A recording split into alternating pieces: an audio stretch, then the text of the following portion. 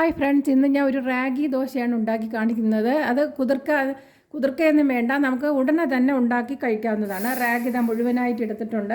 റാഗിപ്പൊടി ഇട്ട് ഉണ്ടാക്കുന്നതിനേക്കാളും നല്ല ഇതാണ്, നമുക്ക് ഗുണമാണ്, ഫൈബറൊക്കെ ധാരാളം കിട്ടും. നമുക്കിത് ഒന്ന് കഴുകിയെടുക്കാം, ഉടനെ തന്നെ അരച്ചെടുക്കാവുന്നതാണ്. ഇത് കുതിർക്കയൊന്നും വേണ്ട, പെട്ടെന്ന് നമുക്ക് ഉടനെ ഉണ്ടാക്കിയെടുക്കാം.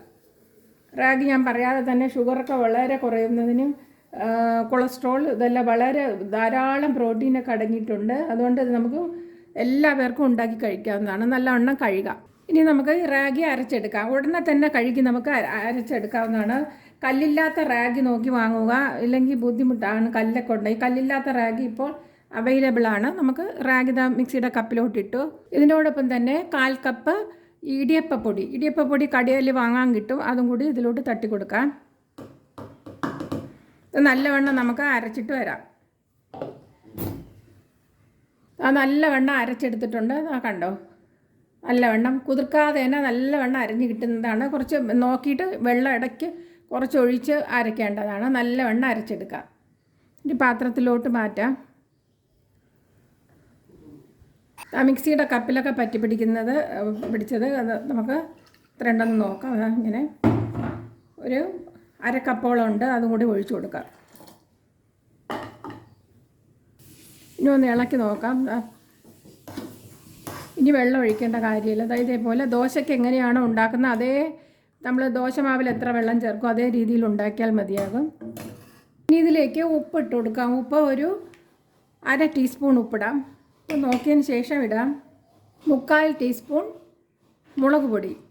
സാധാരണ മുളകാണ് മുളക് പൊടി. ഇനി ഇതിലേക്ക് ഒരു 3/4 കപ്പ് തേങ്ങയും കൂടി ഇട്ട് കൊടുക്കാം. നല്ല സ്വാദാണ്. നമുക്ക് കറിയൊന്നും ഇല്ലാതെ തന്നെ ഈ ദോശ കഴിക്കാൻ പറ്റുന്നതാണ്.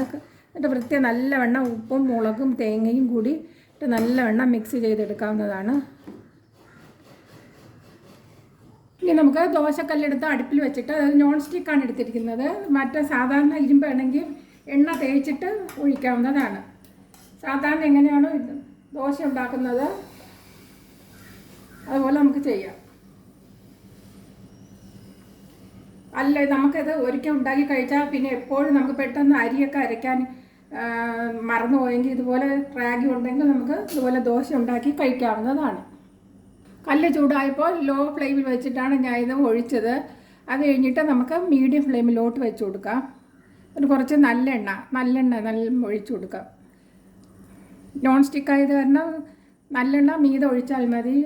അതിന് മുമ്പ് ഒഴിക്കേണ്ട കാര്യമില്ല. നമുക്ക് ഇനി മറിച്ചിട്ട് കൊടുക്കാം. കല്ല് നല്ലവണ്ണം ചൂടായാൽ മാത്രമേ ഒഴിക്കാവൂ. എന്നിട്ട് നമ്മൾ ഹൈ ഫ്ലെയിമിലോട്ടാണ് വെച്ചത്. കല്ല് ചൂടായതിന് ശേഷം ഇല്ലെങ്കിൽ ഇളകത്തില്ല.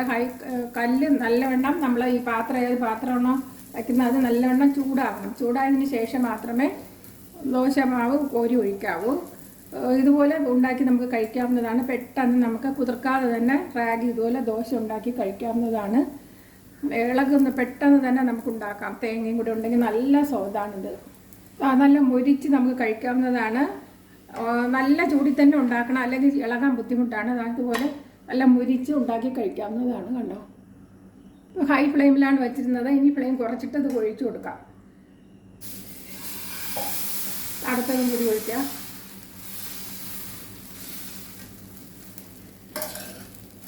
നമുക്ക് ഷുഗറൊക്കെ ഉള്ളവർക്ക് ഇത് കഴിക്കുകയാണെങ്കിൽ ഷുഗറൊക്കെ വളരെ താഴ്ന്നു കിട്ടുന്നതാണ്. ഹൈ ഷുഗറൊക്കെ ഉള്ളവർക്ക് ഇത് നല്ലതാണ്. അല്ലാതെ എല്ലാ കുഞ്ഞുങ്ങൾക്കും സ്നാക്സായിട്ടും കൊടുക്കാവുന്നതാണ് സ്കൂൾ വിട്ട് വന്നാൽ. ഇത് ഒഴിച്ചതിന് ശേഷം ഹൈ ഫ്ലെയിം കൂട്ടി വെച്ചു. എന്നാലും പെട്ടെന്ന് തന്നെ നമുക്ക് മുരിഞ്ഞ് കിട്ടത്തുള്ളൂ.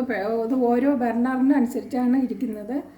ഇതെൻ്റെ വലിയ ബർണറല്ല, ചെറിയ ബർണറാണ്. അപ്പം ഹൈ ഫ്ലെയിമിൽ തന്നെ വച്ചു ഞാൻ. നമുക്ക് ഇനി മറിച്ചിടാം.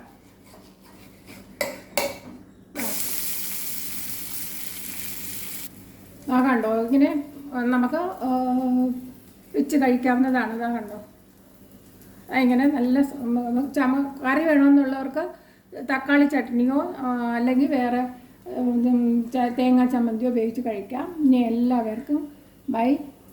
അടുത്തൊരു വീഡിയോയുമായി കാണാം. ബൈ.